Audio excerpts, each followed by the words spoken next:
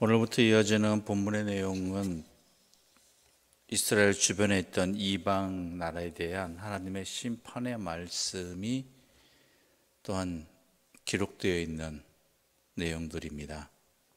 특히 오늘 25장은 유다의 주변에 있던 바로 이웃했던 나라들에 대한 그 민족에 대한 심판의 내용들이지요.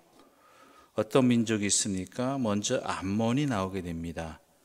암몬은 여러분이 들으셨겠지만 아브라함의 조카 롯의 후손이지요. 그래서 이스라엘에게 있어서는 어찌 보면 혈연적 형제라고도 이야기할 수 있는, 민족적 형제라고도 이야기할 수 있는 관계였습니다. 하지만 오랫동안 이스라엘과 대립했던 나라입니다. 심지어 어느 정도였냐면은 바벨론과 함께 남유다를 치는데 한 역할을 감당하기도 했고요. 또한 유다가 멸망한 이후에도 암몬의 왕은 그 땅의 총독 그달리아를 암살하고자 이스마엘을 보내기도 했던 그러한 일들이 있었습니다. 특히 성경의 내용들을 살펴보게 되면 암몬이 왜 이스라엘과 그런 관계가 되었느냐, 이스라엘에게 이렇게 도발하는 이유가 무엇이냐라고 한다면 그것으로 이익을 얻기 위함도 아니고요, 단지 이스라엘과 유다를 불행하게 만드는데 그 목적이 있었다고 합니다. 그런 행동을 함으로 자신들이 이익 얻는 게 목적이 아니라 이스라엘과 남유다가, 북이스라엘과 남유다가 불행해지면 그것이 행복해지는 거예요, 이 사람들은. 그래서 6절을 보면 이렇게 기록되어 있습니다. 6절 말씀 우리가 함께 읽어볼까요? 6절 말씀입니다. 주 여호와께서 이같이 말씀하셨느니라. 내가 이스라엘 땅에 대하여 손뼉을 치며 발을 구르며 마음을 다하여 멸시하며 즐거워하였나니. 즉 이스라엘 백성들이 포로로 끌려가고 또한 그 땅에 함락되는 것을 보면서 기뻐하고 즐거워했다라는 것입니다. 이것에 대해서 하나님께서는 심판하시겠다라는 것이죠. 그 다음에 나온 나라가 모압 족속입니다. 모압도 역시 조카 롯의 후손이지요. 그런데 이 또한 바벨론을 도와서 유다를 침공하기도 했고, 또한 다른 나라들, 다른 이방 민족과 다를 바 없이 또한 멸망하는 이스라엘에게 조롱하기도 하였다라는 것입니다. 8절 말씀 우리 함께 읽어볼까요? 8절입니다. 주 여호와께서 이같이 말씀하셨느니라. 모압과 세일이 이르기를 유다 족속은 모든 이방과 다름이 없다 하고. 이게 무슨 뜻일까요? 유다 족속은 모든 이방과 다를 바 없다. 즉 무슨 이야기냐? 너희나 하나님 믿는다고 그렇게 말하지만, 하나님이 지켜주신다고 말하지만 하나님 섬기지 않고 지켜주지 아니하는, 하나님과 상관없는 다른 이방 민족과 똑같은 모습 아니냐, 멸망할 때는. 그러면서 하나님이 함께 하신다고 지켜주신다고 그렇게 잘난 척했느냐라는 조롱의 의미인 것입니다. 그럴 정도로 또한 관계가 좋지 않았지요. 그 다음에 이어지는 내용은 또 에돔입니다. 에돔은 유다 백성들이 어려움 당할 때 특히 바벨론 침공을 피해서 도망가는 유다 백성들을 습격하기도 했다라는 것이죠.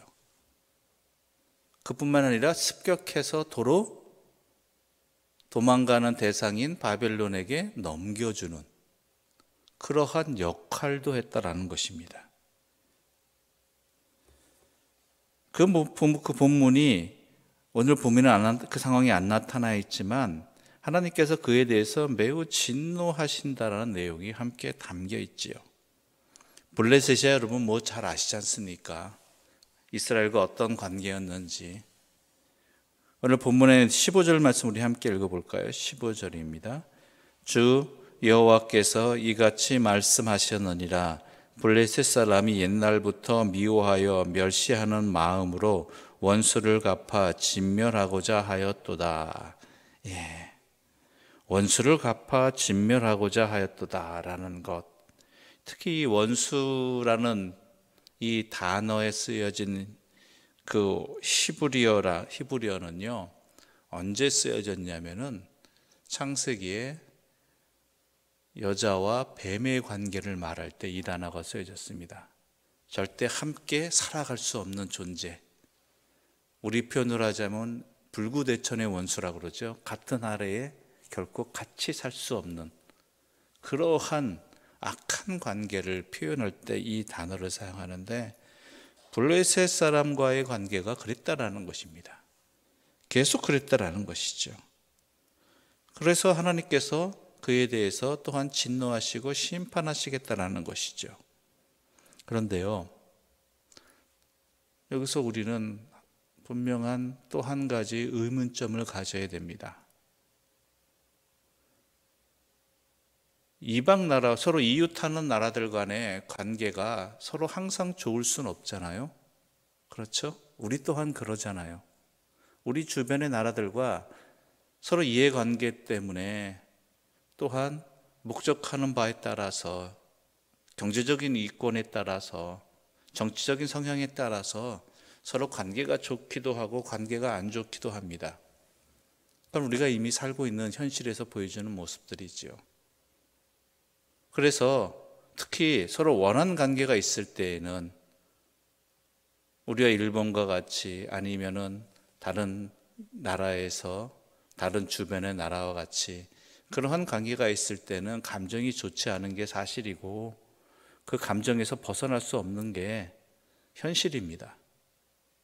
그렇잖아요. 나한테 잘못했는데, 물론 직접적으로 나한테는 하지 않았지만 내 아버지, 내 할아버지한테 잘못한 것이 있고 그로 인해 우리가 어려움을 당했고 힘들어 죽겠는데, 그것에 대해서 분명히 거기에 대한 반응을 할 수밖에 없는 것이고, 그것에 연관되어서 관계가 달라질 수밖에 없는데, 왜 하나님께서는 그에 대해서 이렇게 하셨을까?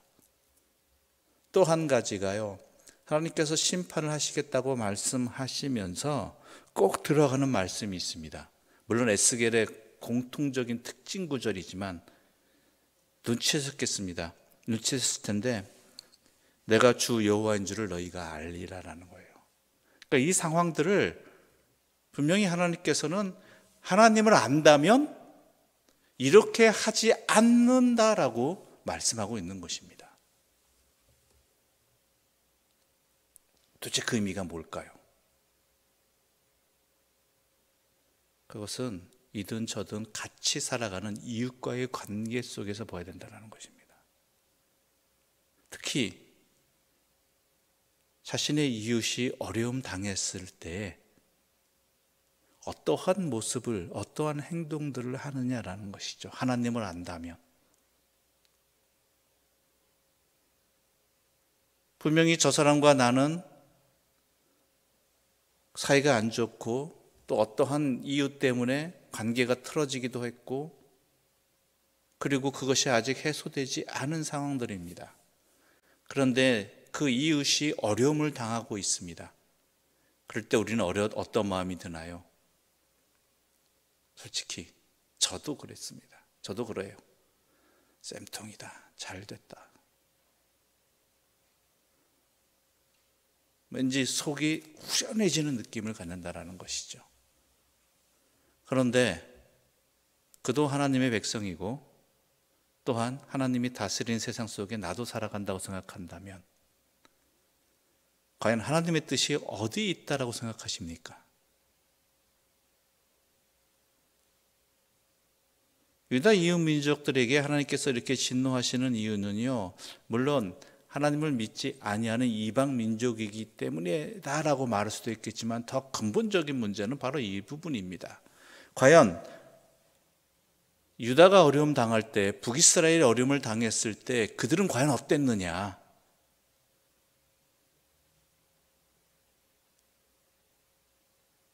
나라뿐만 아니라 민족뿐만 아니라 이웃 간의 관계 속에서도, 사람과의 관계 속에서도 이웃이 어려움 당하면 아무리 힘들고 불편한 관계를 할지라도 불쌍히 여기고 또한 돕고자 하고 그를 그 어려움에서 조금이라도 위로해 주고자 하는 것이 인지상정이거늘 그렇지 않았다라는 것이죠. 도리어 그것을 즐거워하고 그것을 이용해서 더 괴롭히려고 하고 또한 내가 아무 이익이 없어도 내 상대방이 어려움 당한 그 자체가 목적인 삶을 이들은 살았다라는 것입니다.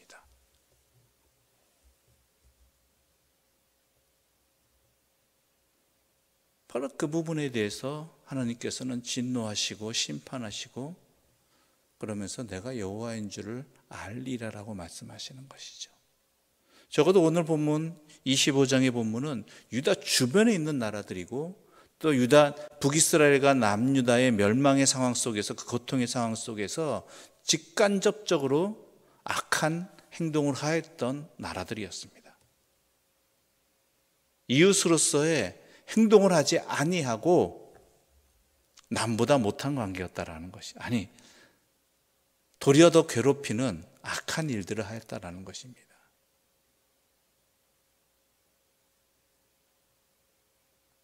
우리 또한 우리의 모습은 어떤지 살펴보아야 됩니다. 물론 나하고 항상 다 좋은 관계일 수 없습니다.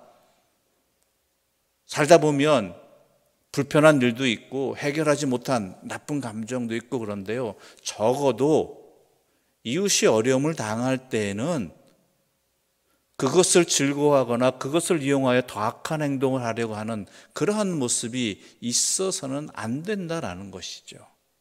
왜요? 하나님을 믿는 백성이라면, 하나님을 안다면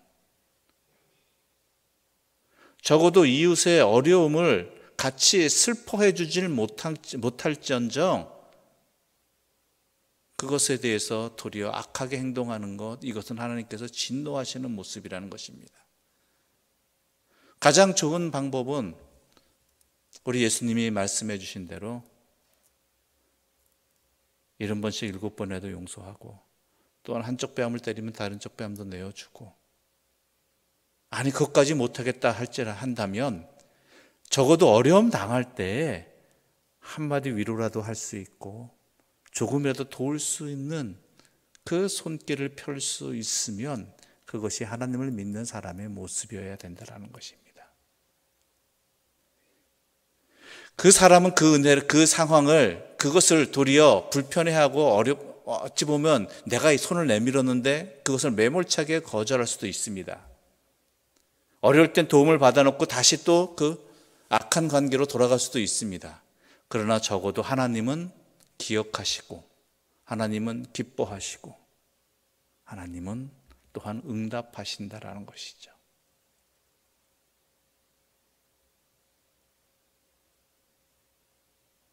우리의 삶이 그러한 삶이 되기를 바랍니다. 무조건 퍼주고 무조건 내어주고 속없이 행동하라는 것 아닙니다.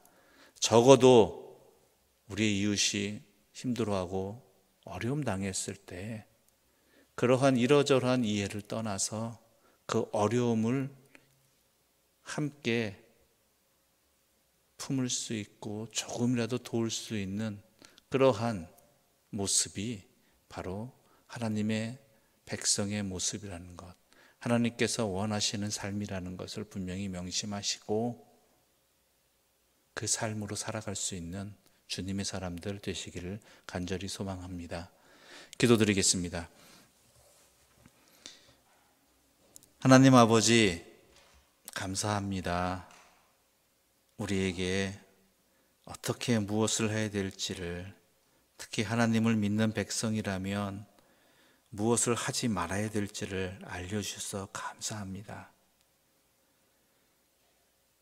살아가다 보면 좋은 관계만 맺어지는 것이 아니라 살아간 시간만큼 불편한 관계도 참 많이 맺게 됩니다. 그래서 때로는 그 불편한 관계의 사람들을, 그 존재들을 저주하기도 하고 분노하기도 하고 그들이 어려움 당했을 때 그들이 당하는 아픔과 비례하여 나의 즐거움도 많았던 것이 사실입니다. 그러한 우리의 모습을 이 성경 말씀을 통해서 보게 해주시고 깨닫게 해주시니 감사합니다.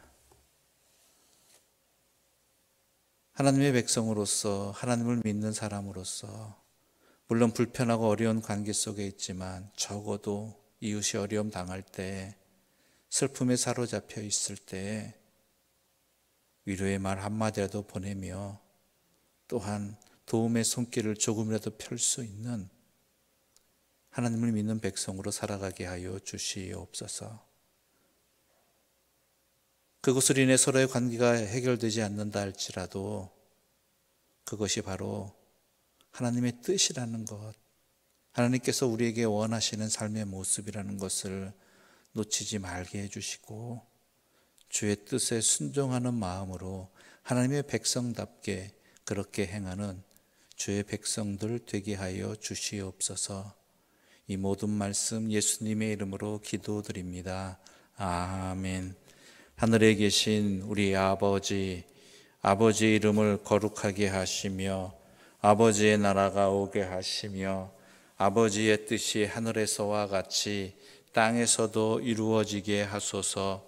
오늘 우리에게 일용할 양식을 주시고 우리가 우리에게 잘못한 사람을 용서하여 준 것 같이 우리 죄를 용서하여 주시고 우리를 시험에 빠지지 않게 하시고 악에서 구하소서.